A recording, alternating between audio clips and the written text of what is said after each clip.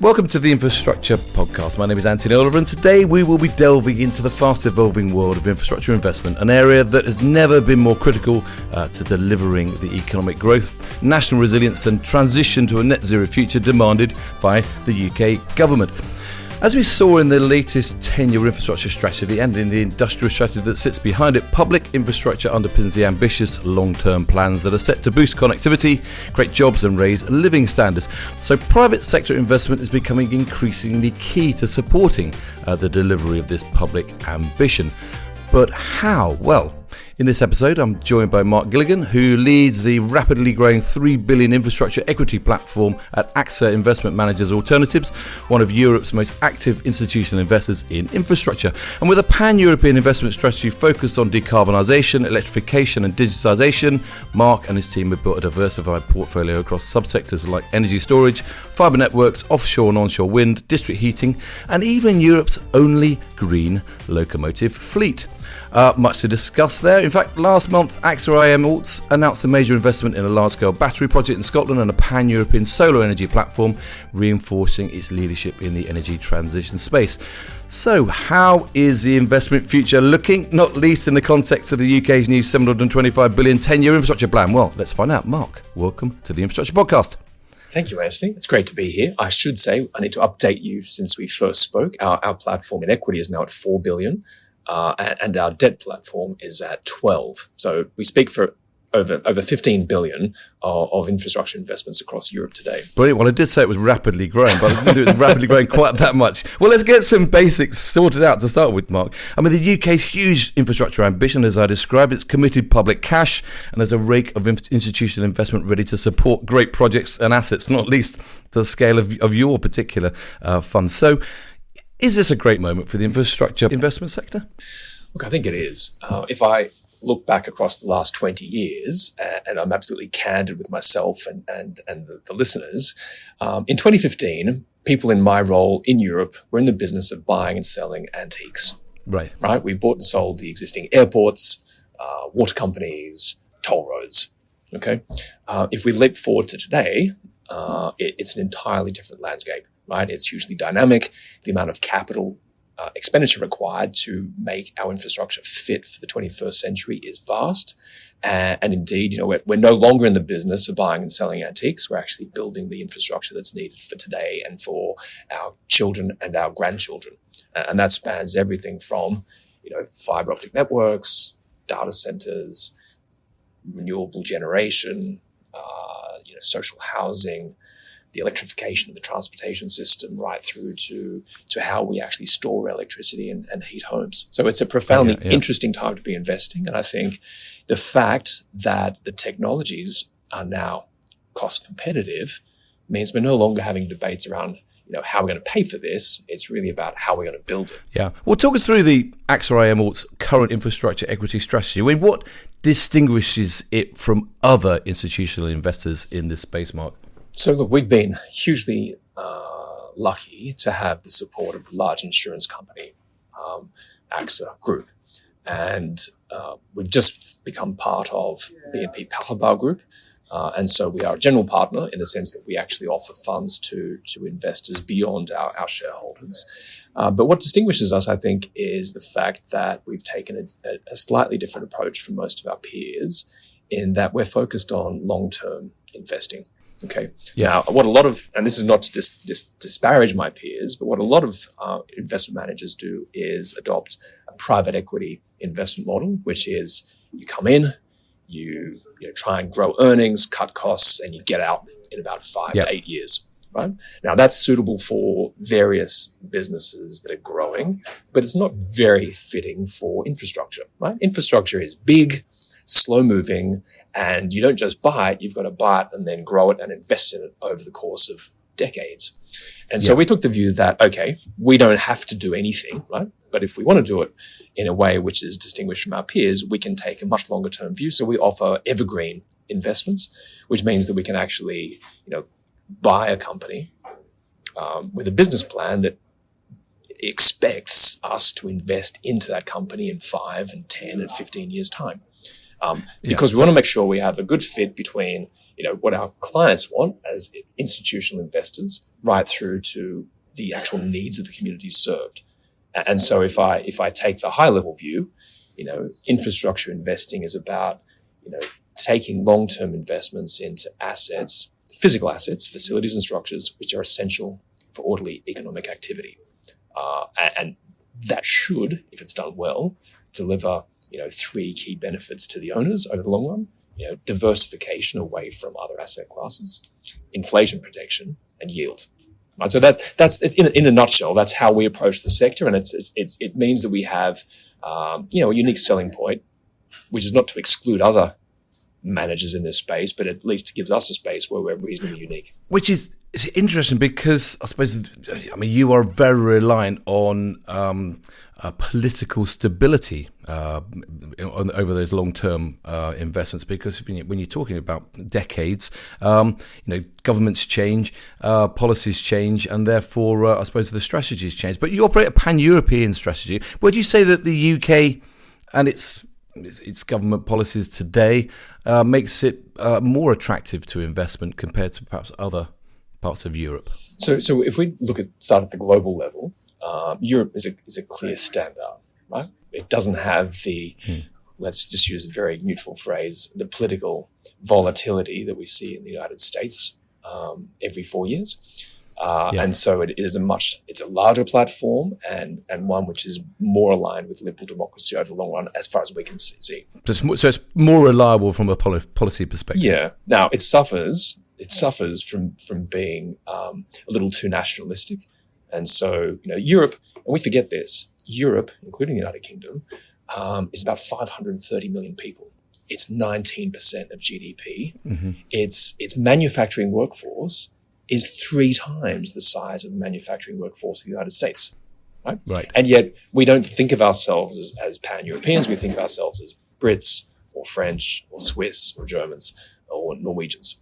And that discretization means we end up thinking we're quite small, when in fact we punch, at a genuinely global scale. So the question you asked, sorry, I've got taken my time to get there. The question you asked is how does the UK compare? Well, the UK has been innovative and clever and open to private ownership, right? Stretching back over more than 30 years. And so if you look at things that have been done really well, you could look at innovations like the contract for difference, which is, for me, an example par excellence of getting it right.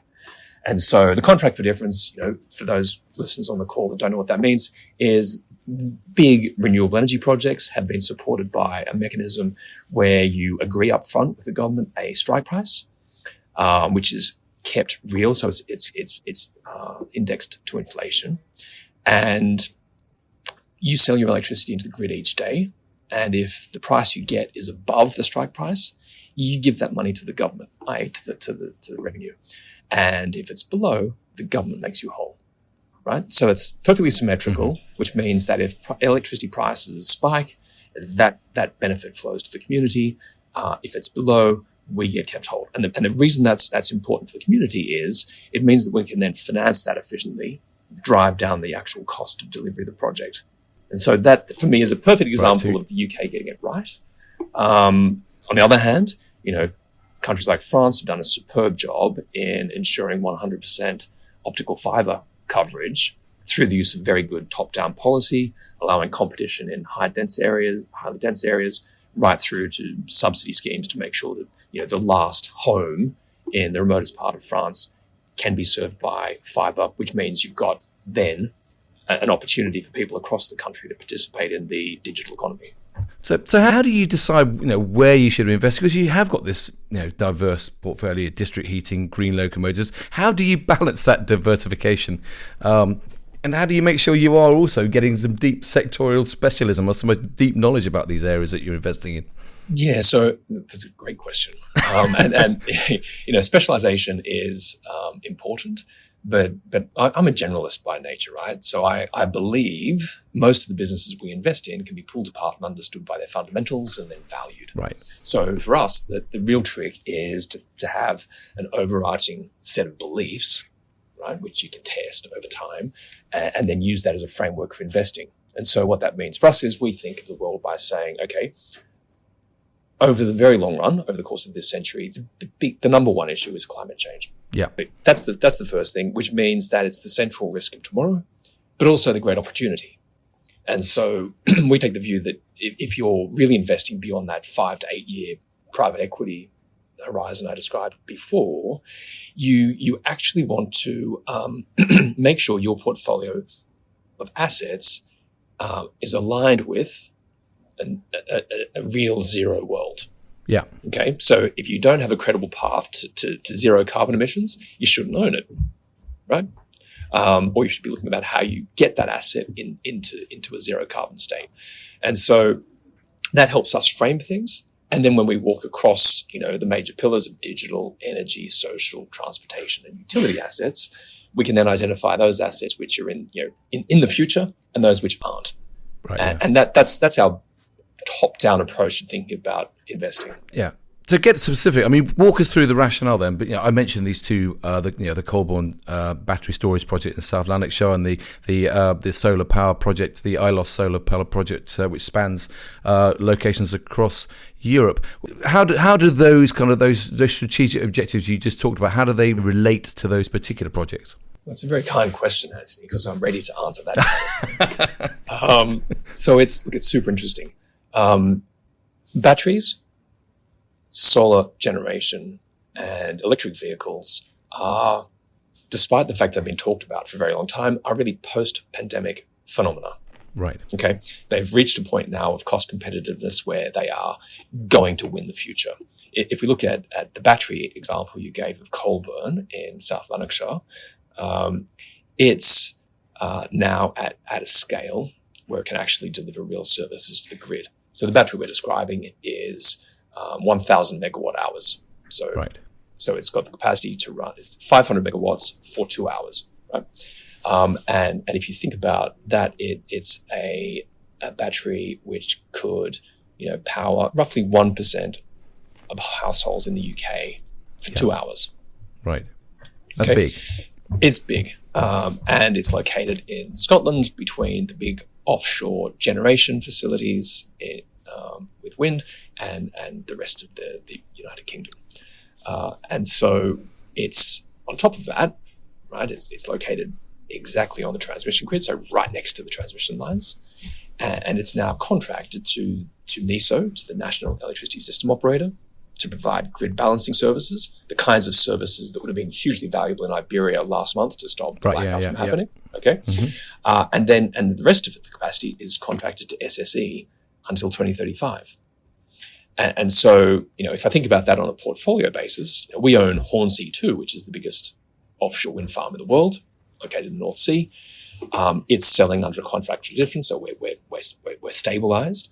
But when it's very windy at 3 a.m. in the morning, power prices can turn negative in the UK. Yeah. And so Colborne 1 sits there and is able to say to the grid, you can pay me to take the power. And then, at 8 a.m. in the morning when people are, cooking breakfast, it can sell that power back into the grid. So it's a balancing of your investment, but it's also a balancing of the electricity demand. Yeah. Yeah. So it's now at a scale where it's able to really start to address, the final objection to renewable energy. Right. If you look back, 10 years ago, the objection of big oil was, but it's too expensive. It requires too much subsidy. Yeah. That has now been cured. Solar and wind, onshore wind, are now the cheapest forms of electricity on the planet. Then the objection has become, it's intermittent. And now batteries are able to address that. So the fact that one project that we're investing in can cover 1% of the households in the UK gives you a sense that it's not that much of a stretch to see us getting to a position where we can actually have a substantially renewably powered grid able to deliver stable services. So that's batteries. Yeah. If we look at solar, that's the technological standout of the last 50 years, right? If you go back to 1975, it costs about $140 per watt. Yeah. In real terms today, in 2023 terms, it's now 9 cents per watt. Now there's extraordinary fall in prices. Yeah, and it's phenomenal. And And if you look at just the last couple of years, in 2024, the International Energy Agency reported that solar is now the largest installed capacity on the planet. And the growth curve is trending towards vertical. Okay. And we're going to see that continue over the course of the next 30 years as prices continue to fall and electricity is provided substantially by solar generation. And so we took the view that we wanted a platform company, not just a couple of solar parks, but fully staffed, independent power producer, able to develop new solar projects, able to contract them and then run them and then trade electricity. Indeed, the company we're acquiring, will complete the acquisition this month, is called ILOS, and it does real grassroots work. Yeah. Well, lots of opportunity there. Before we get into what maybe is accelerating or slowing this down, green locomotives, I must ask you about that because that's kind of an eye-catching one. Tell me about that. What's the rationale behind your having the only green locomotive fleet in Europe? Where is it? So it's headquartered in Vienna. We recruited the former Federal Chancellor of Austria, Christian Kern, to run that company for us. He also happened to be the former chief executive of the Austrian Federal Railway, right? So super well connected, super qualified. When we bought that business in 2020, we had about 150 locomotives. Again, 100% electric. Today, it's more than 250 locomotives. Right. And the growth is there because freight and passenger companies need electric locomotives because they're more efficient and able to provide much lower carbon emissions for transportation. Now, in terms of the opportunity set, it's exceptional because today there are 9,000 electric locomotives in Europe. At the same time, there are 16,000 old, dirty diesel locomotives. All of them need to be scrapped over the course of the next 10 years or so. Each one of them will be replaced by a roughly €5 million new electric locomotive.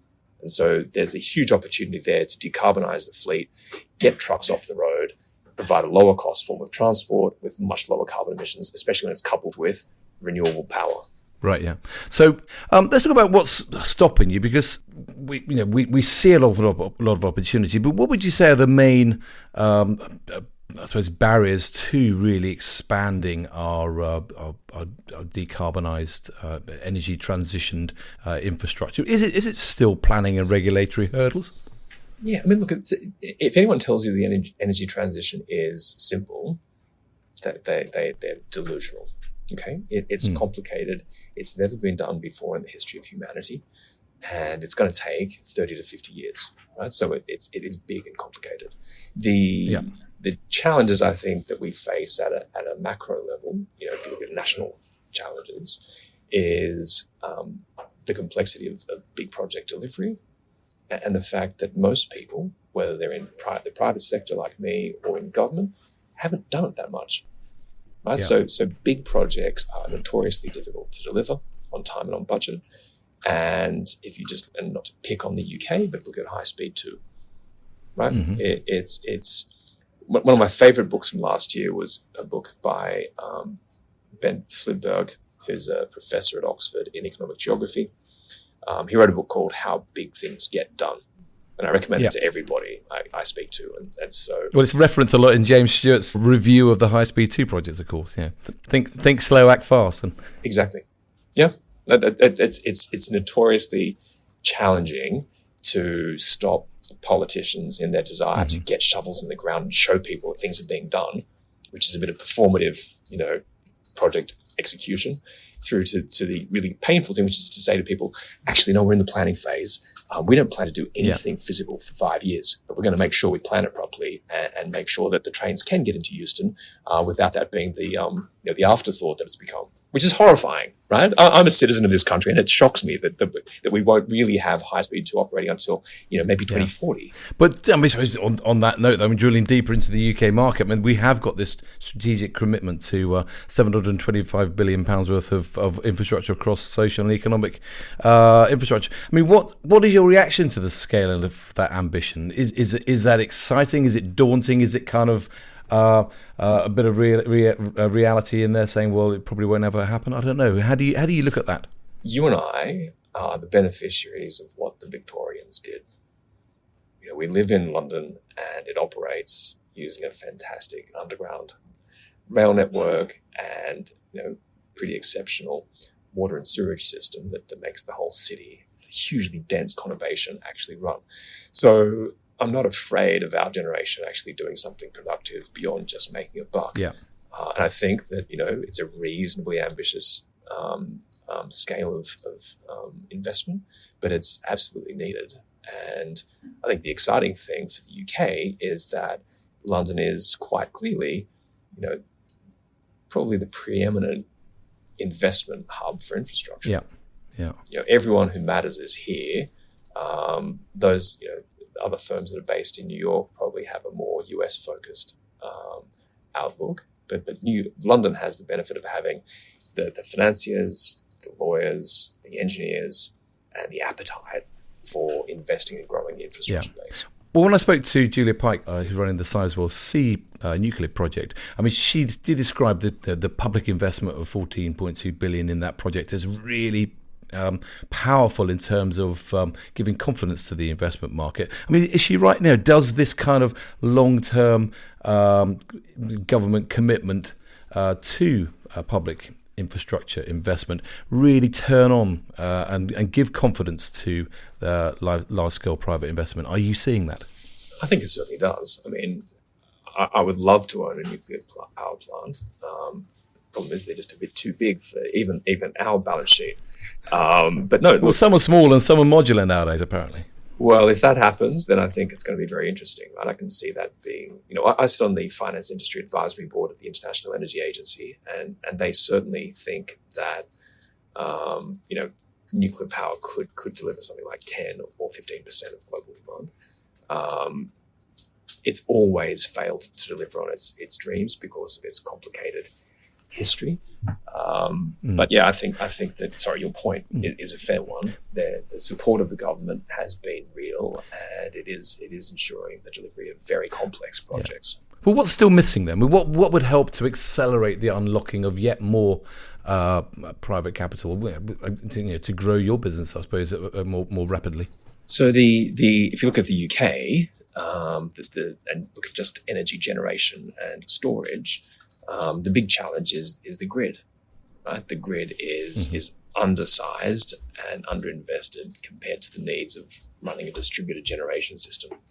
And so it's not just a problem in the UK, we see it across Europe. It's difficult to get projects connected to the grid.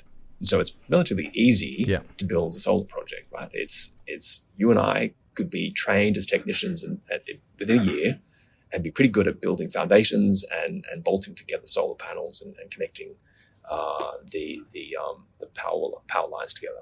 But the grid connection is the stumbling block, right? Because that's where you've got 5-year waits or longer to get those projects connected. So in terms of the near-term focus, plowing money into the transmission grid would be absolutely critical. And for us, that's a challenge as an investor because the scale of the investment is in the tens of billions, right? Just near term. And the challenge we face is that the regulatory model is not really suited to that level of step change. And so one of my fundamental problems with regulated assets at the moment is that the regulatory models were built by clever economists in the 20th century, all based on the idea that you've got a big thing which exists, and every 5 or 8 years you'll add a bit to it and you'll depreciate a bit and the asset base will kind of grow, and then you'll set a weighted average cost of capital, and you'd come up with a revenue model, right? So that's the basic system. That doesn't apply to a doubling of the size of the grid, right? And so that's where we probably need some really deep thinking around how to come up with the best models for, look, we have a job to do, which is to invest in infrastructure and make a reasonable return for our clients. What we can't do is turn up and pretend that we're a charity that is going to simply pour money into badly regulated assets. No, but I suppose projects such as the Lanarkshire battery storage, in many ways, kind of introduce some new thinking into the way that grid is being managed, and that is that the private sector responding to that kind of that big problem? Well, when I talk to my clients and I show them that project, I warn them and say, this is as good as it's ever going to get, right? Okay. You know, a fantastic asset where we can contract it over 10 to 15 years. We use zero leverage in that asset, right? So no debt. And we'll be able to make our initial investment back in the first 10 or 15 years, right? Under contract. So that's a pretty de-risked investment proposition for someone like us.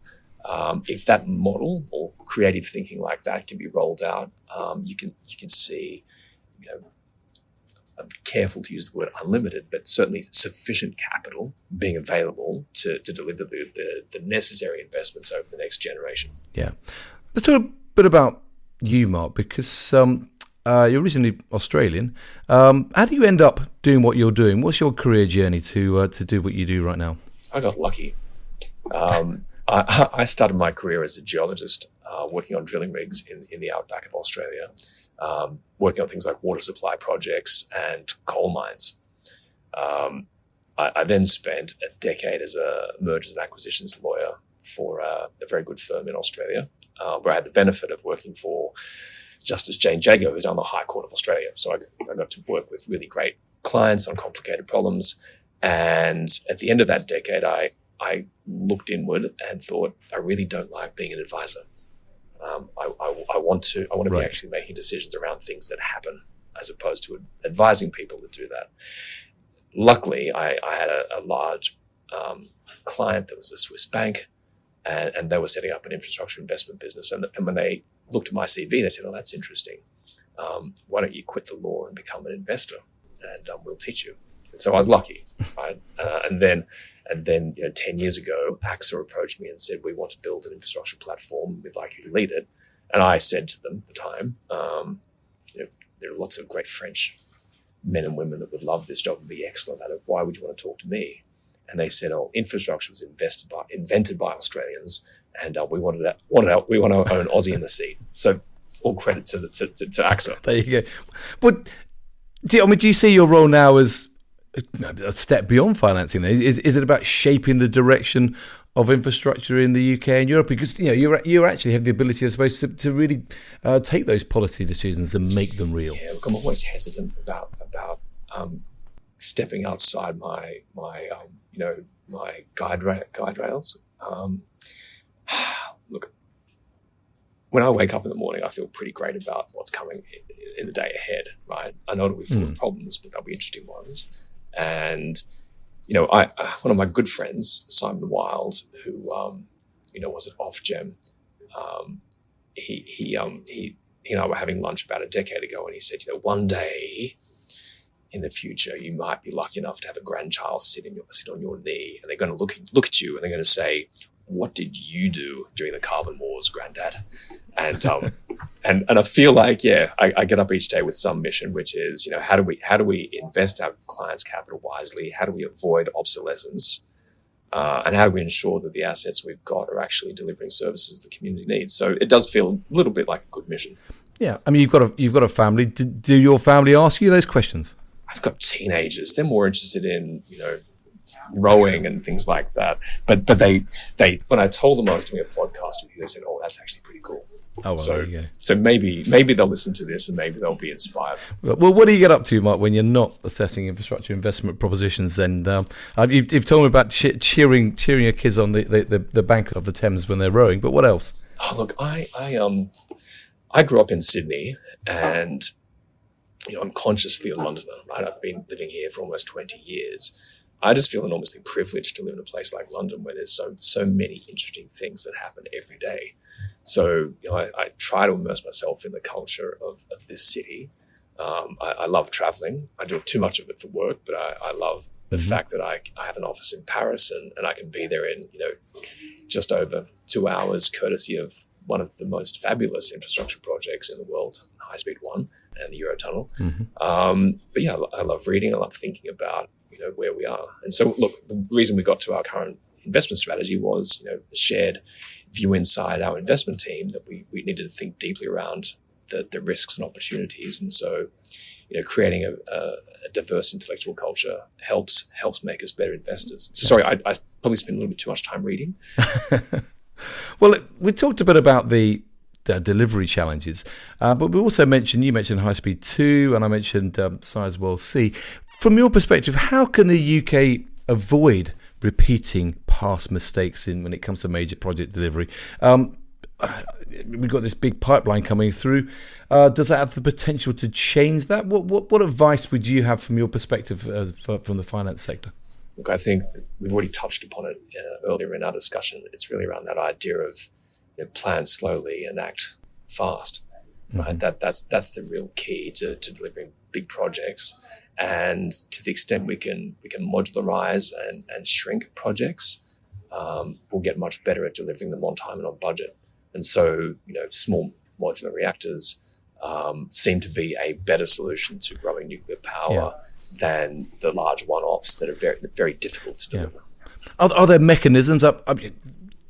When the Labour government was last in power in 1997, it invented the PFI. It created a new model to try to get some different delivery perspectives in there. Is there a place today for that kind of change in delivery model? I think there's absolutely a case to be made for that being part of the rollout over the next 10 to 30 years. If we look at that example of, say, just electrifying the rail network, right? Network Rail can do it.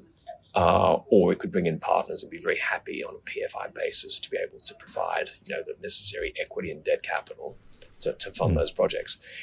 The finance sector is not looking for handouts, right? Most of us, if we have any sense at all, want to avoid highly subsidized investments, right? Because they are exposed to long tail political risk. You want to make sure you're investing where you're getting a reasonable return on capital in reward for the risk you're taking on. And so that balancing, I think, is really key. Smaller projects, a PFI model, and enlightened greed would probably be the three things. And just don't call it PFI. So in 10 years' time, Mark, you've seen the platform grow pretty rapidly. Is the next 10 years just scaling it up, or is it something else? What does success look like to you for the AXA IM Alts infrastructure platform? So scale is important in the investment game, and so we will see consolidation. And the rationale for that, from the investor perspective, from the client perspective, is that there are economies of scale. So that was one of the rationales for us to be now part of BNP Paribas Group, where we've got the makings of businesses which are being merged, which are now a 1.5 trillion euro asset manager. Yeah. So that scale gives you the ability to have that firepower behind you as well. It does. Yeah. What's the one message then, just to finish off with, that you perhaps would like to make to UK policymakers to ensure that this 10-year infrastructure strategy and the industrial strategy that sits behind it actually succeeds and helps the UK to drive growth, helps the UK to really boost its standards of living for everyone? So I think the planning system can be improved to help usher through sensible projects faster. Now, and that's not to say we should cut down on the impact assessment process. It's just a matter of delegalizing it. I speak as someone who actually worked in planning and environment courts for a while. Delegalizing it and making sure that you actually have robust decision-making that can really properly assess risks and benefits. And so that would be the first piece. And then secondly, I'd say, don't underestimate the capacity of the private sector to be a real partner. We're not just financial engineers looking to work out the maximum possible leverage. We do want to invest in stable projects. And I think that if we can get that right, we will certainly deliver that scale of investment over the next decade. Yeah, well, I'd certainly, if we say that politics is umbilically linked to infrastructure, there's absolutely no question that making sure that the infrastructure and the engineers that sit behind that actually work hand in glove with the finance sector, because it's so fundamental to making these things happen. And I think sharing your thoughts today has been incredibly useful, Mark, because it really highlights that and the power of the work you do. So, Mark, thanks so much for joining me today on the Infrastructure Podcast. Thank you, Anthony. It's been a real pleasure. Great. Well, good luck with it all, and I look forward to seeing and keeping up with how the scale of growth, and also to keep up with what's going on with your green locomotives as they make their way into the world. So thanks very much for joining us. Thanks for sharing your thoughts. But that's all we've got time for today on the podcast. We have more conversations in the pipeline and more guests to talk to as we continue to probe the big issues faced across the sector. If you haven't done so already, do check out the Infrastructure Podcast website. That's www.infrastructure-podcast.com, where you'll find background information and all the latest podcasts to listen to and to share. So thanks for joining us. Thanks again to Mark, and I look forward to seeing you again very soon.